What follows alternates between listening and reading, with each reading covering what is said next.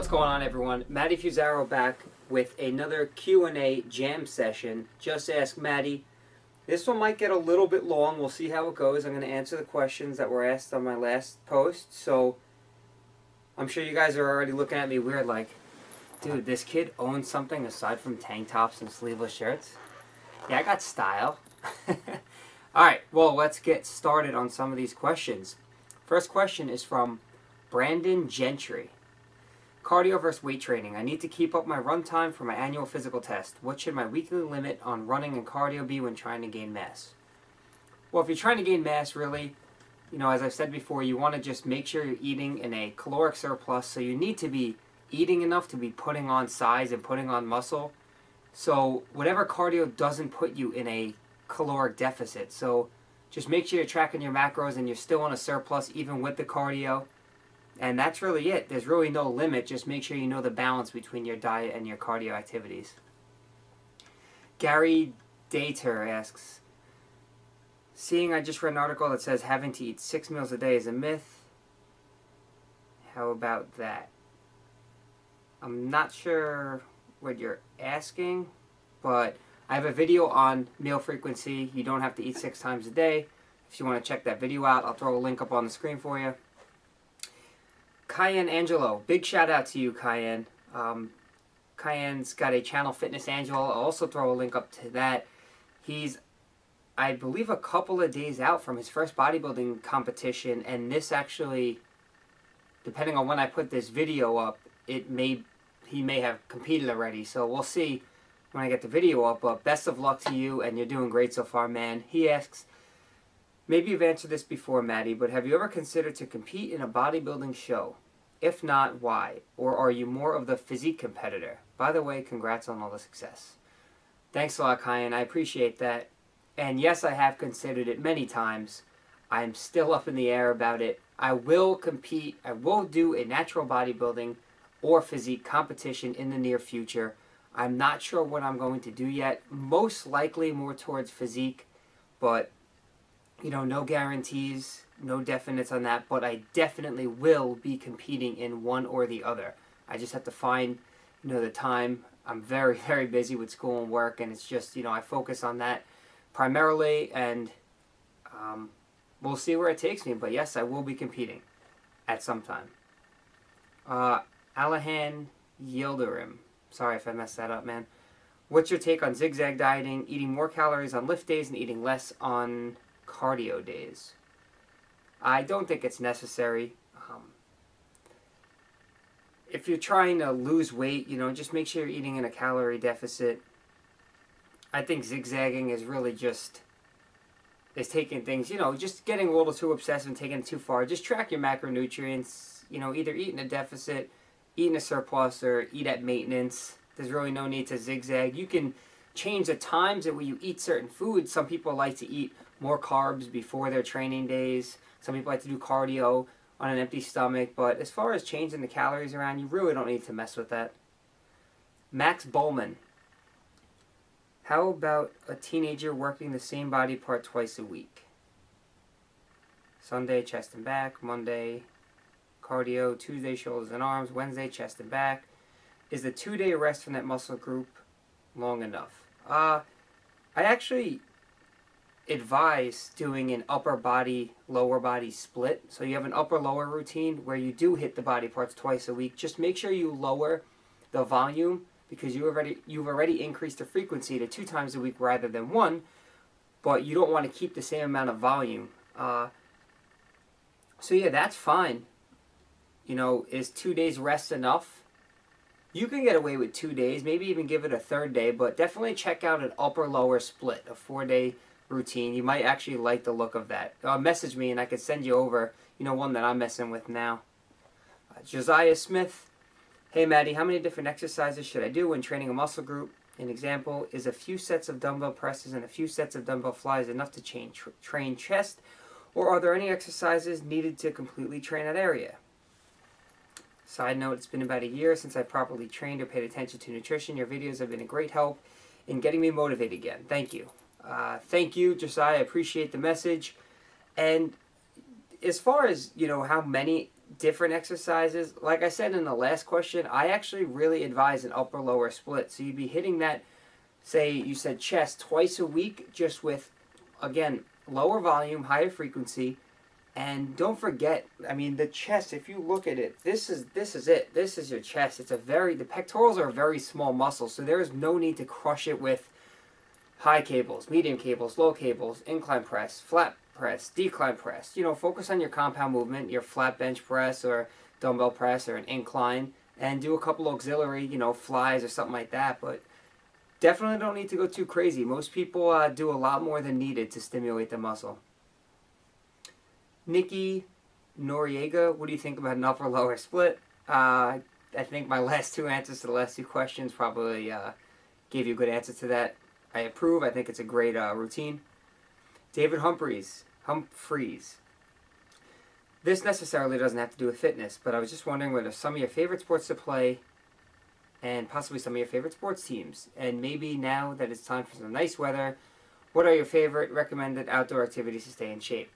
David, sports. I actually play in a full contact flag football league right now. Actually, the season just ended, so I was doing that over the last 2 months. When I was away in college, I played lacrosse. Growing up my whole life, I played, you know, baseball and hockey and soccer. So I really enjoy playing all sports. I've always been a pretty active kid growing up, and still to this day, I love even recreational sports like that. As far as sports teams, I'm from New York. I'm a New York Yankees fan, New York Rangers fan, New York Jets fan. Excuse me, I'm sorry about that. What are some outdoor activities to stay in shape? I mean, there's no specific activity that's going to get you in shape or keep you in shape. You know, still, when the weather's nice, you could still focus on your nutrition and your training and just enjoy yourself outdoors. You know, whatever it is you like. Go to the beach, play frisbee, play wiffle ball, anything like that. Just keep yourself active. I'm going to mess this up. Amel Duratovic. You being from New York and spitting hot shit in your freestyles. Who are some of your favorite rappers?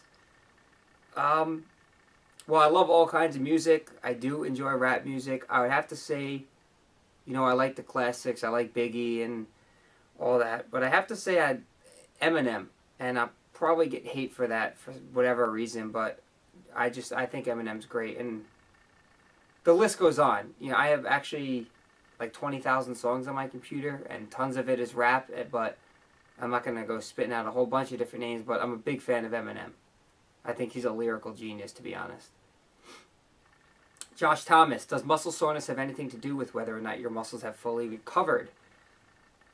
No, you can work through muscle soreness. DOMS, or delayed onset muscle soreness, is something that people use to determine whether or not they got a good workout or not. Muscle soreness is not an indicator of whether your workout was beneficial. I actually did a video on that, so I'll throw a link up on the screen for you if you want to check that out. Johnny H. Lee. Hey Matt, I'd like to ask you whether you weigh your chicken breast raw or cooked to properly record the amount of calories, protein, etc. daily. As far as really, the majority of nutrition data that you find online or even on the back of a nutrition label is usually always weighed out raw or dry. As far as something like chicken breast goes, if you look on the package, it's going to say usually raw, say 4 ounces, cooked 3 ounces, and then give you the nutrition facts. Since I cook so much at one time, personally, I just weigh it when it's cooked and just keep it consistent.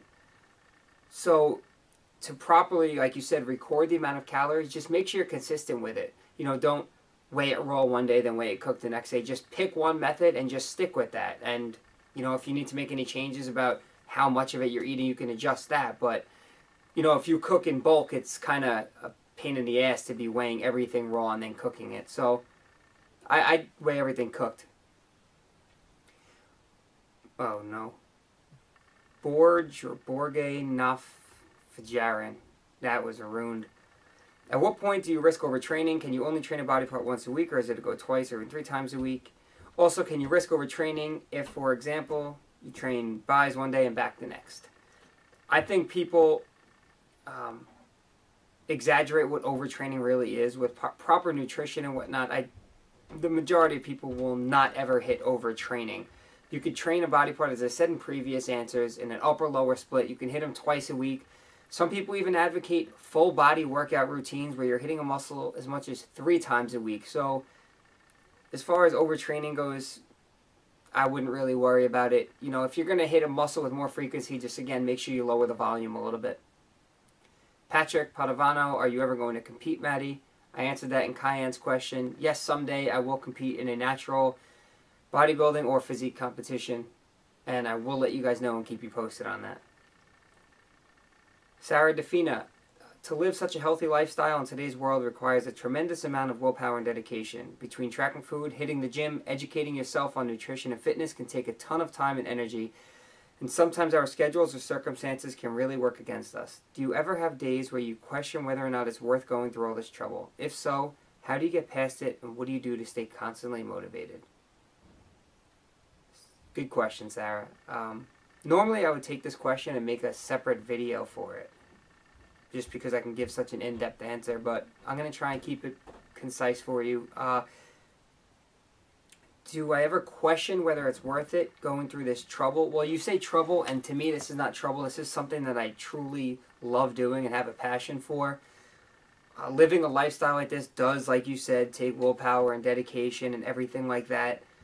But again, it's something that I've grown to learn, and the fact that, you know, you even asked this question, and the 30 other people that ask these questions, or any interaction I have with all these people on a day-to-day basis, you know, just drives me to want to keep doing what I'm doing. And again, at times it does get difficult and it gets overwhelming, but you know, you just got to take it one day at a time. I enjoy educating myself on nutrition. You know, when some people enjoy playing video games, you know, Xbox, Halo, this and that, or even watching MTV or just stuff like that. I'm not a huge fan of TV. I'd rather be learning about something that's going to benefit me and you and a whole bunch of others in the long run. So I have to say I love what I do, and that's what keeps me motivated, getting questions like this from you and getting messages from people telling me that I've helped them and thanking me, and just the interaction we have, you know, in this community. It's really what keeps me going.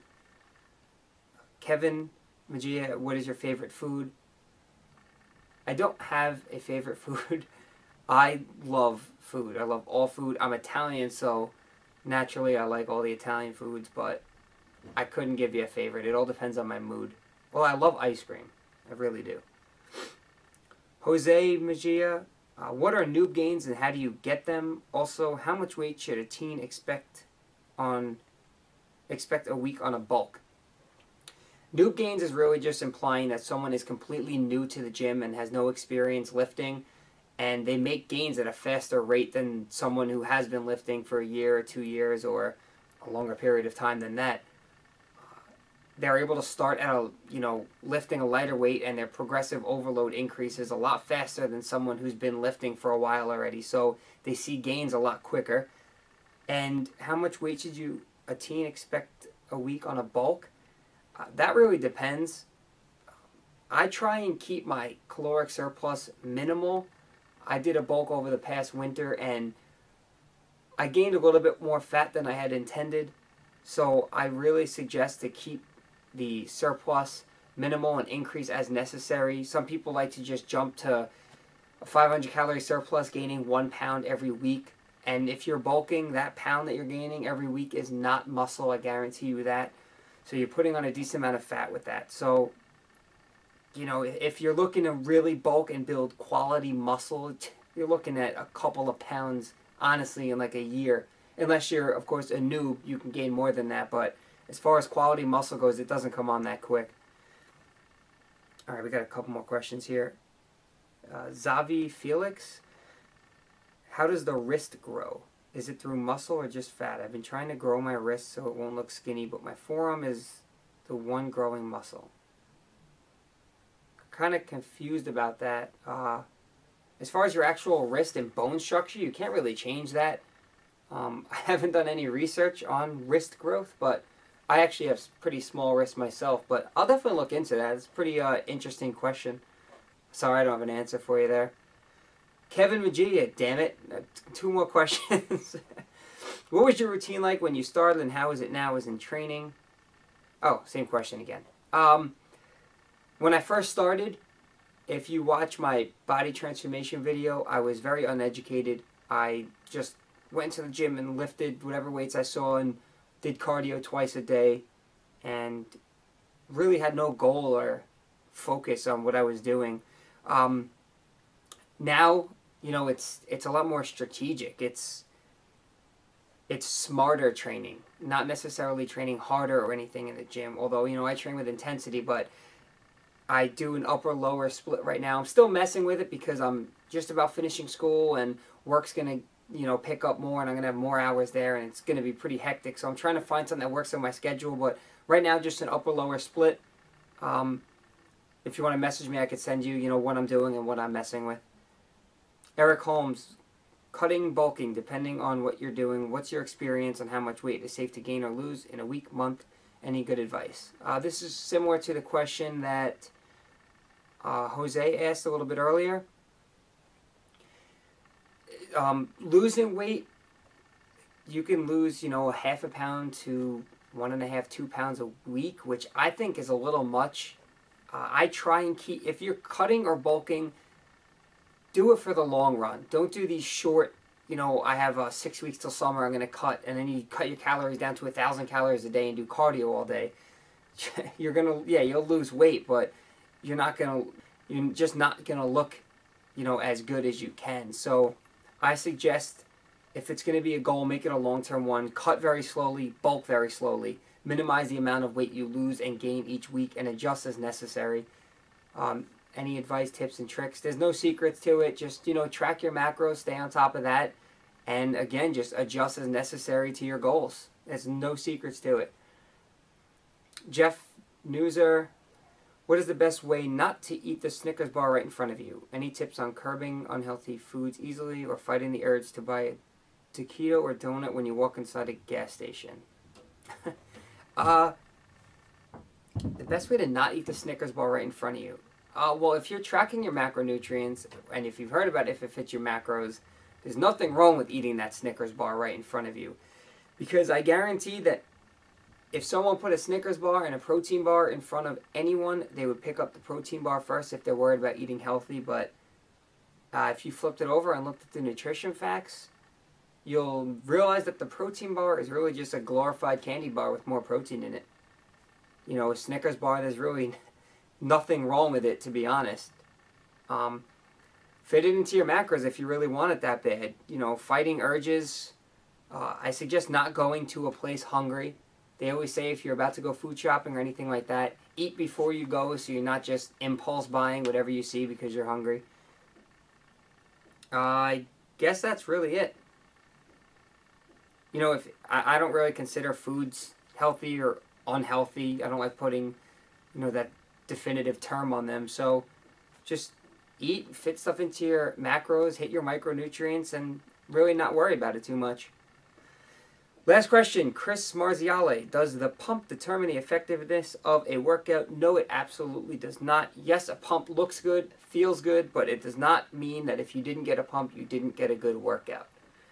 So that sums up the Q&A for today. I know this video was long. Actually, a lot of people have messaged me saying that they like the longer videos. So give me a thumbs up for this. If you're watching this while eating a meal or doing cardio, give me another thumbs up. Give me thousands of thumbs up. The reason I say that at the end of it, oh my God. The reason I say that at the end of the video is because the thumbs up, you liking my video really does help me. It helps spread the word about my video. It helps my channel grow. So the more people that do that, the more beneficial it is to me and you. So I really appreciate the support. It means so much to me. The channel's been doing great so far. And, you know, that's really it. So please make sure to subscribe if you have not already. Join the Fusaro Fitness Facebook page. Link is in the description below. And now we're on Twitter, so you can follow me at Fusaro Fitness. So I look forward to hearing from you again. And until next time, I'm out of here. Thank you one more time for the support. Love you all. And I'll see you in the next video. Fusaro Fitness, Matty Fusaro, signing out.